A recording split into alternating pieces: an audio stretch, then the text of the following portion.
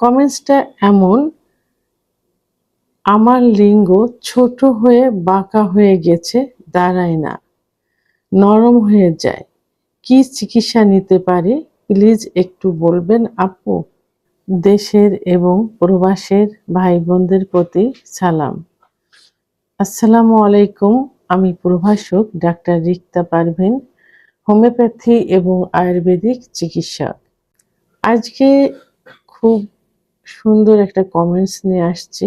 কোনো এক শুভাকাঙ্ক্ষী আমাকে কমেন্টসটা করেছেন, যে কমেন্টসটা প্রায় রোগীই করে থাকে। অনেক শুভাকাঙ্ক্ষী এটা করে থাকে প্রশ্নটা, এবং চিকিৎসাও নিতে আসে এর জন্য। অর্থাৎ কমেন্টসটা এমন যে তার লিঙ্গ ছোট হয়ে গেছে এবং বাঁকা হয়ে গেছে, দাঁড়ায় না, অর্থাৎ উত্থান হয় না, নরম হয়ে যায়। এখন সে কি চিকিৎসা নেবে? মূলত এই যে সমস্যাটা, এটা হলো উত্থানজনিত সমস্যা এবং লিঙ্গের খর্বতা। ইচ্ছা হচ্ছে, সহবাসে সময়ও দিতে পারে যদি সে সহবাসে ইন হতে পারে, কিন্তু লিঙ্গ যদি না দাঁড়ায়, অর্থাৎ উত্থান যদি না হয়, তাহলে কিভাবে সহবাসে যাবে? ইচ্ছা যখন হয় না, কোনো রকম ইচ্ছা হলে কিন্তু লিঙ্গ দাঁড়ালে সহবাস করা যায়, কিন্তু লিঙ্গই যখন দাঁড়ায় না, প্যারালাইজড মতো হয়ে যায়, নরম হয়ে যায়, তখন সহবাস কি করে হয়? তো এখন আমাদের আগে প্রথমে জানতে হবে যে আসলে এটা কেন হয়ে থাকে। অধিকাংশ পুরুষেরই কিন্তু এক অভিযোগ, সবাই আসে লিঙ্গ বড় করতে হবে, মোটা করতে হবে, ছোট হয়ে গেছে, চিকন হয়ে গেছে, ওটা লম্বা মোটা করতে হবে, ইত্যাদি প্রশ্ন থাকে। তো এই যে পুরুষের লিঙ্গ সাধারণত বড় হয় 14 বছর বয়স থেকে 18 বছর বয়স পর্যন্ত, মোটা হয় 18 থেকে 25 বছর বয়স পর্যন্ত। কিন্তু এই সময় লিঙ্গের উপর অনেক যৌন অত্যাচার হয়। যেমন প্রধান যেটা হয় সেটা হলো হস্তমৈথুন। হস্তমৈথুন যখন নেশায় পরিণত হয়ে যায় এবং দীর্ঘদিন ধরে হস্তমৈথুন করতে থাকে, তখন লিঙ্গের ভিতর যে রক্তনালী থাকে, অর্থাৎ যে শিরা থাকে যার ভিতর দিয়ে রক্ত সঞ্চালিত হয়ে লিঙ্গ বড় হয়, মোটা হয়, সেই রক্তনালীগুলো কি হয়? সংকুচিত হয়ে যায়। কারণ লিঙ্গের ভিতরে কোনো হাড় নেই, আছে শুধু মাংস এবং রক্তনালী। এই রক্তনালী যখন সংকুচিত হয়ে যায়, তখন ব্লাড সার্কুলেশন কিন্তু বাধাগ্রস্ত হয়।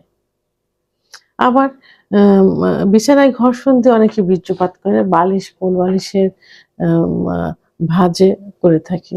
তো এখন এই যে যখন বিছানায় ঘর্ষণ দিয়ে করে, তখন লিঙ্গের মাথা কিন্তু বিছানার উপরে পড়ে, আর প্রেশারটা পড়ে কিন্তু লিঙ্গের গোড়ায়। তা লিঙ্গের গোড়ায় অসংখ্য শিরা থাকে।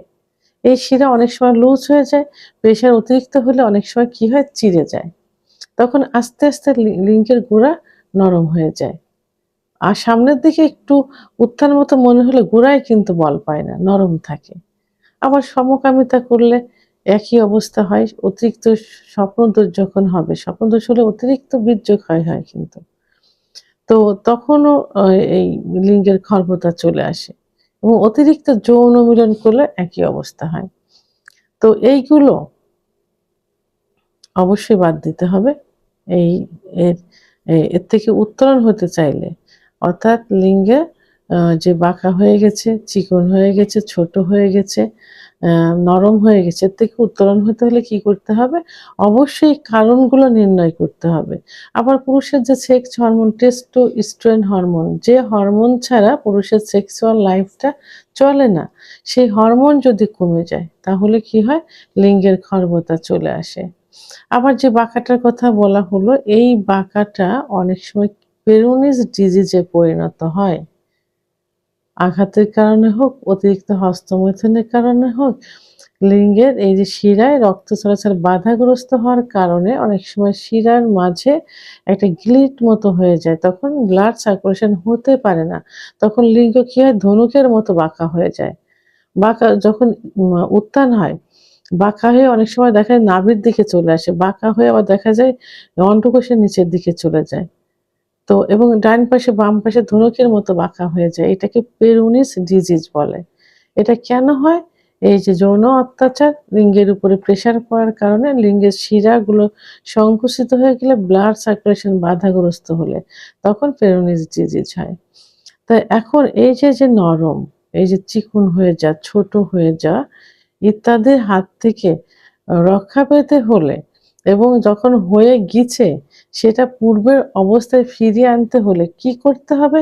কারণগুলো নির্ণয় করে কারণগুলো বাদ দিতে হবে, বন্ধ করতে হবে এবং আ সেক্স হরমোন কমে গেছে কিনা সেটা অবশ্যই দেখতে হবে। এজন্য একজন অভিজ্ঞ সম্পন্ন রেজিস্টারকৃত হোমিওপ্যাথি ডাক্তারের শরণাপন্ন হতে হবে। কারণ একমাত্র হোমিওপ্যাথির চিকিৎসার মাধ্যমেই কিন্তু এই যে হস্তমৈথুনের নেশা কাটানো, হস্তমৈথুনের কারণে যে সমস্যাটা হয়েছে সেটা ঠিক করা, বিছানায় ঘর্ষণ, স্বপ্নদোষ সবকিছু থেকে ফিরিয়ে এনে আগে পূর্বের অবস্থায় ফিরিয়ে আনার জন্য হোমিওপ্যাথি ওষুধ সবথেকে কার্যকারী ভূমিকা পালন করে থাকে।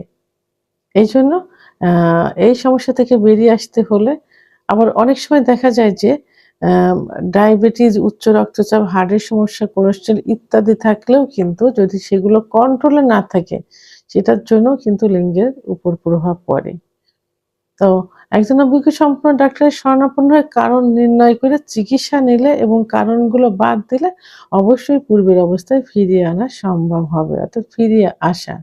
সেক্ষেত্রে আমার চিকিৎসার প্রয়োজন হলে আ ভিডিওর স্ক্রিনে আমার নাম্বার দেওয়া আছে। আমার সঙ্গে যোগাযোগ করতে পারেন। ইনশাআল্লাহ ভালো একটা চিকিৎসা দেওয়ার চেষ্টা করব। ভিডিওটি সম্পর্কে যদি কোনো মতামত থেকে থাকে অবশ্যই কমেন্টসের মাধ্যমে জানাবেন। আর ভিডিওটি ভালো লাগলে লাইক, কমেন্ট, সাবস্ক্রাইব করে আমার সঙ্গে থাকুন। আল্লাহ হাফেজ।